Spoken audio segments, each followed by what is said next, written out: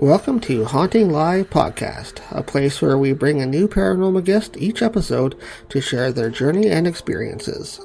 Yes, we're in day 3 of production. I'm going up to Sundance Film Festival with the project to pitch. Probably will try and get a network on early stage. That's why I'm creating a trailer, a little teaser trailer, just to get me into the topic as well, because I'm not an expert in alien implants. I mean, it's based around communication as a general topic, but within that, you've got crop circles, you've got electromagnetic wavelengths, you've got infrared and flare technologies, and then you've got alien implants, which is super interesting. So everything, what communication would look like. Holloman, apparently there already has been communication between factions of the CIA and the military with alien beings.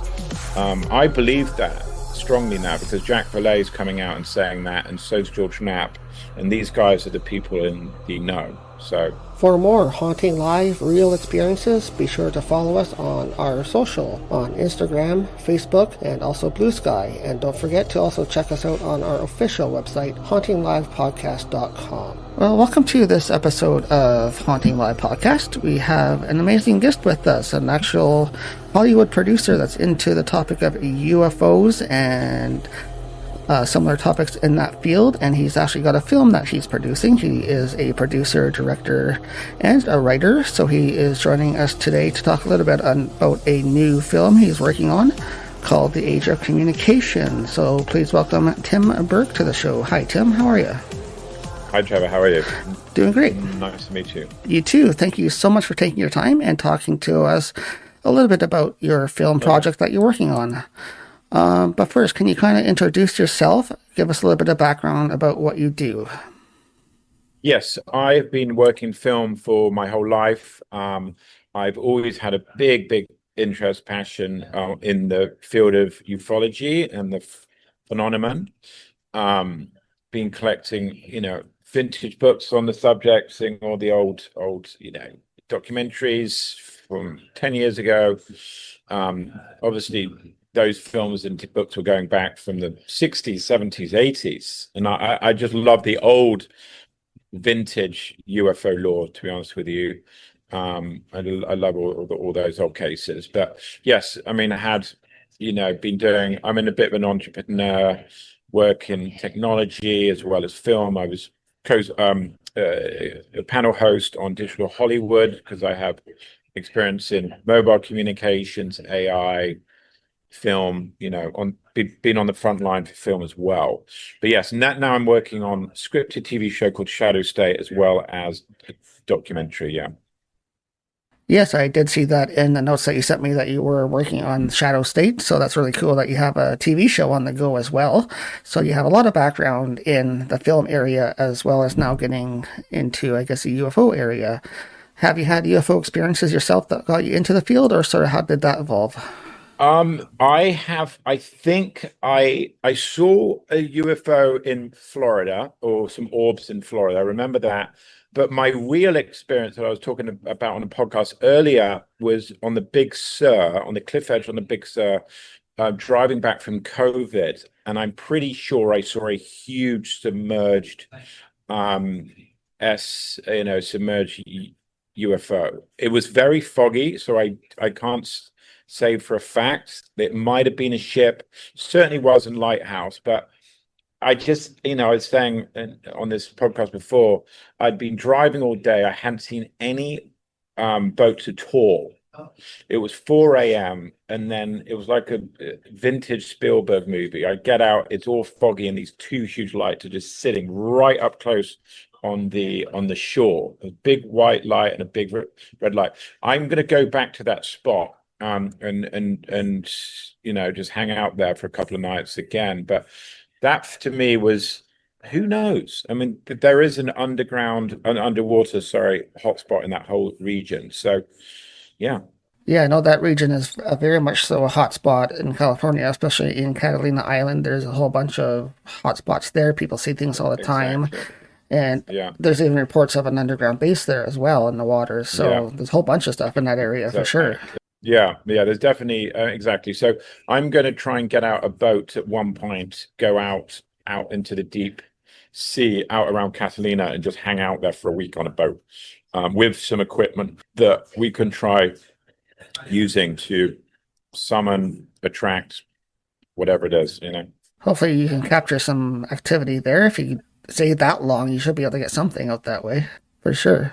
I'm really working. Yeah, I mean, I would like to try and develop some electromagnetic signaling device or transmitter or something that changes the electromagnetic field, because that's how they operate. That's the field in which they transport. So something, if we were to like change the electromagnetics, I think that would summon some interesting activity for sure. Yeah. So I'm in deep with scientists, inventors, people have been on Skinwalker Ranch. You know, I talked to some of the key guys in the field, famous people in the field of ufology. And how has that gone? Have they been positively receiving talking to Oh, you or? oh yeah, yeah, yeah. I'm writing a TV show loosely based on some of their characters, two in particular.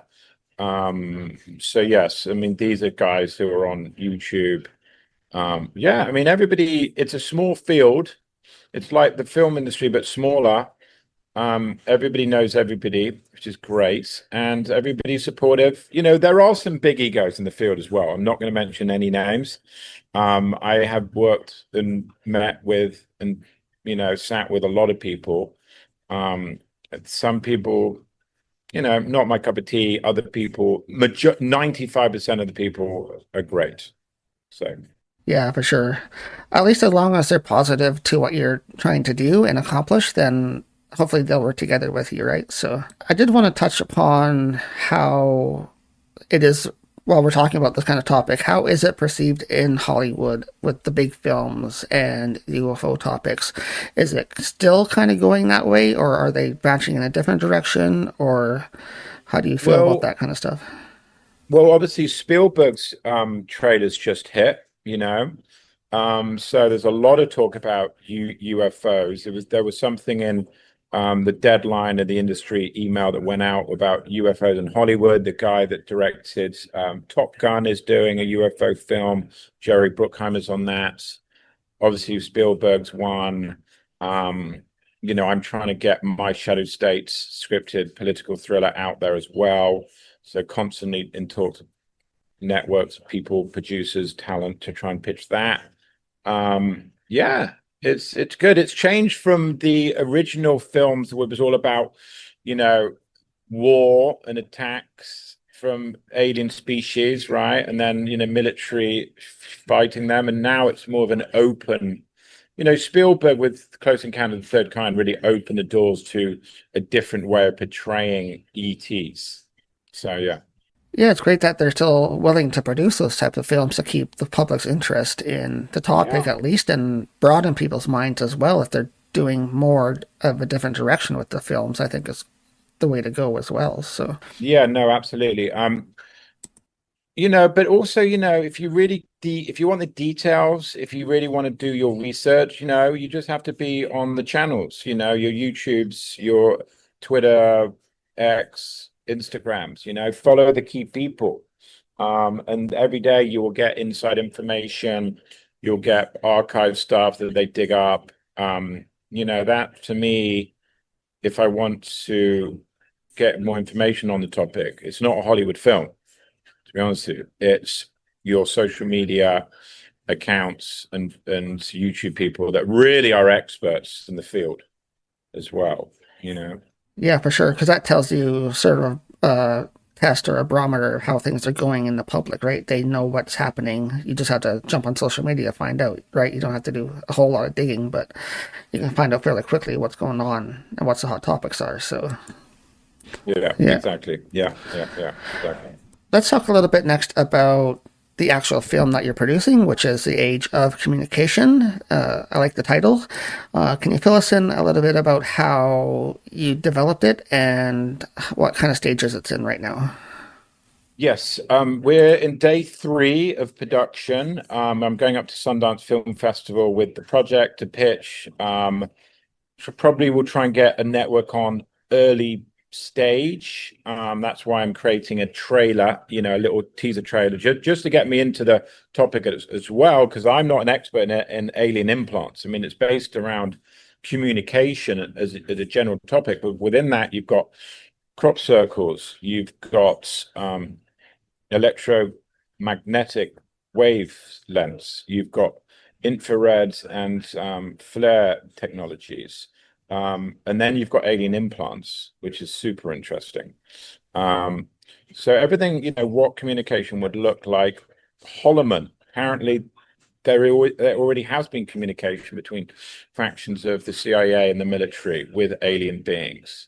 I believe that strongly now because Jack Vallee is coming out and saying that, and so is George Knapp, and these guys are the people in the know. So Yeah, and how do you feel about alien implants? I know that is a big topic in ufology about doctors finding implants in people, taking them out, or they see them and they get x-rayed, they're there, but then they go back and they're gone. But how do you feel about people having implants, and what is your theories on what they are?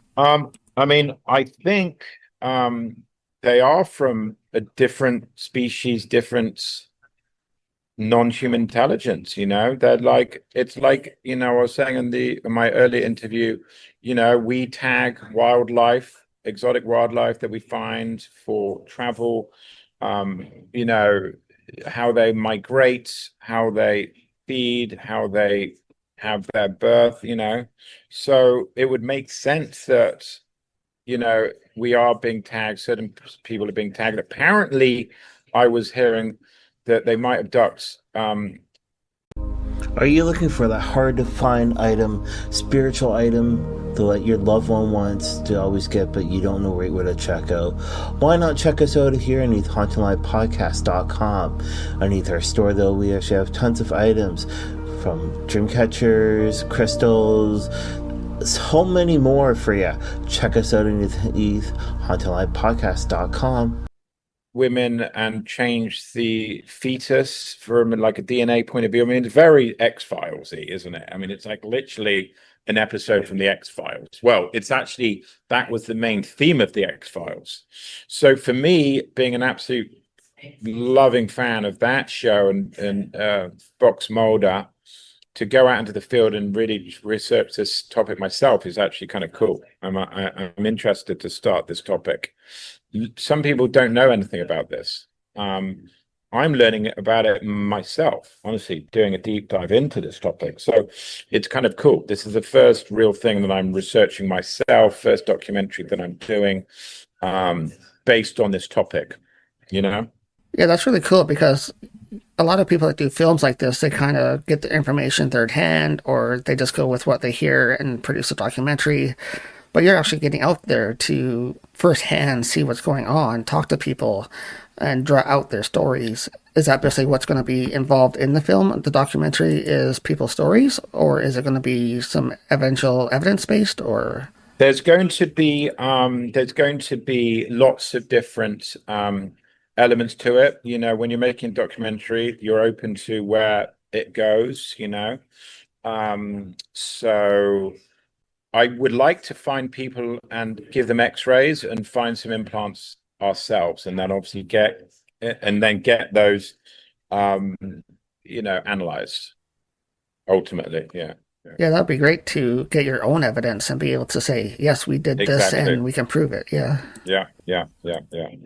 Well, Exactly. Yeah. And then we're looking at very lots of different ways of communication.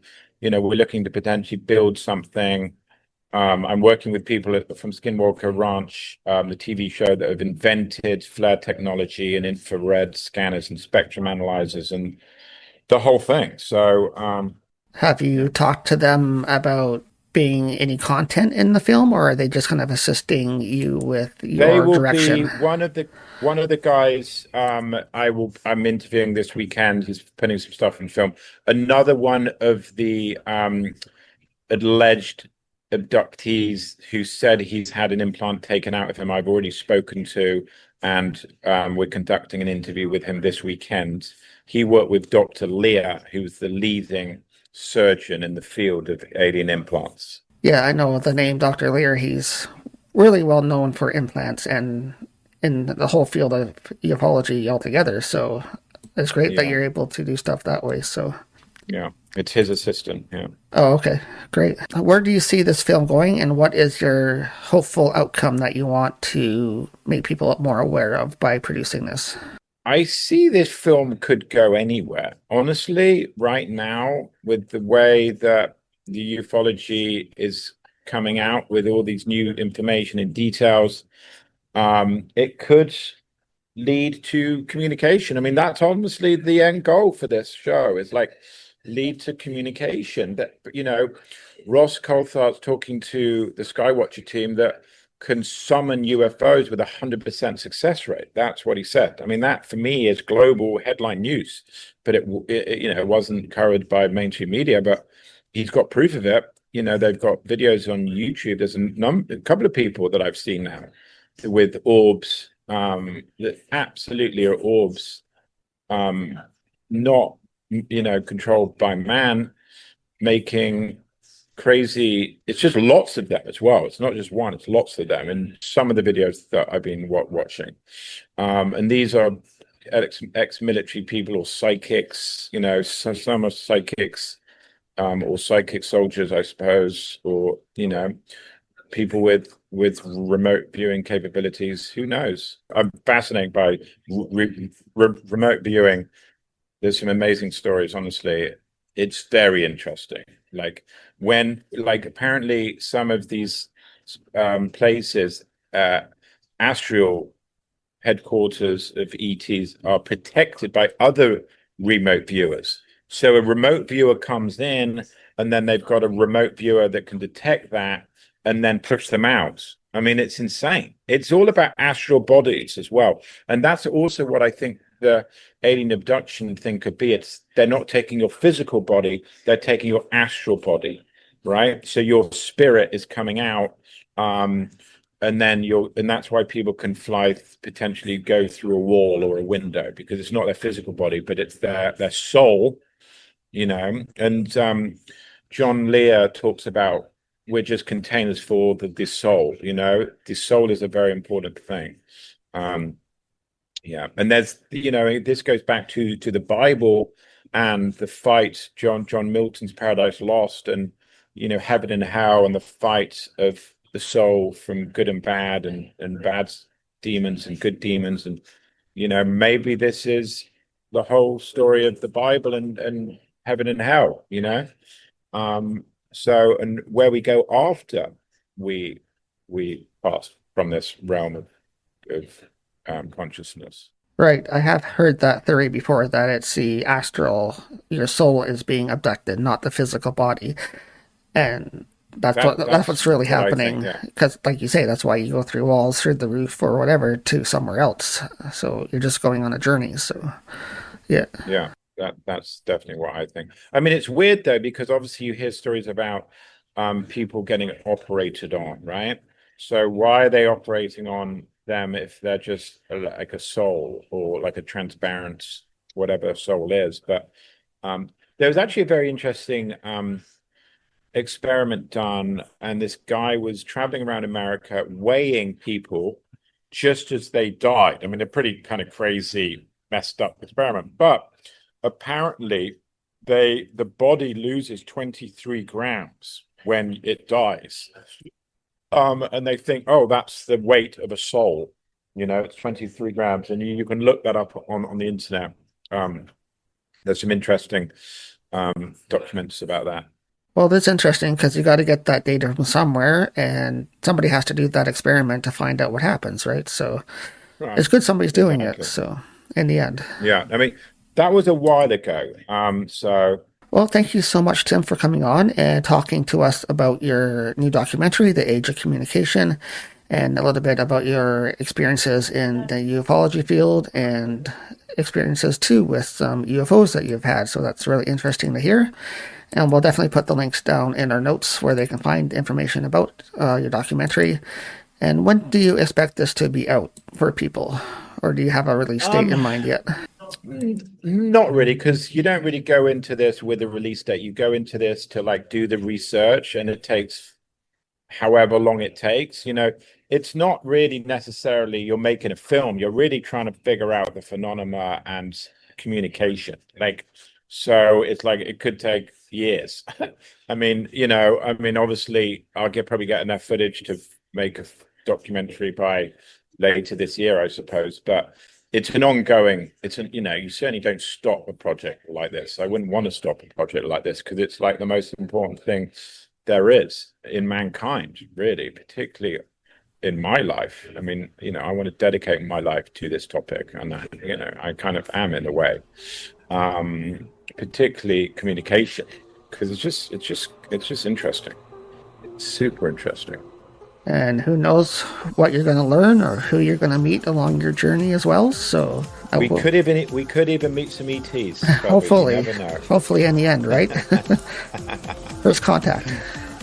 Well, thank you so much, Tim, for coming on. I won't keep you any longer. I know you had a busy day, so thank you so much for joining us here on Haunting Live for this episode. And you're always welcome back here anytime. So thank you. Yeah, thanks so much.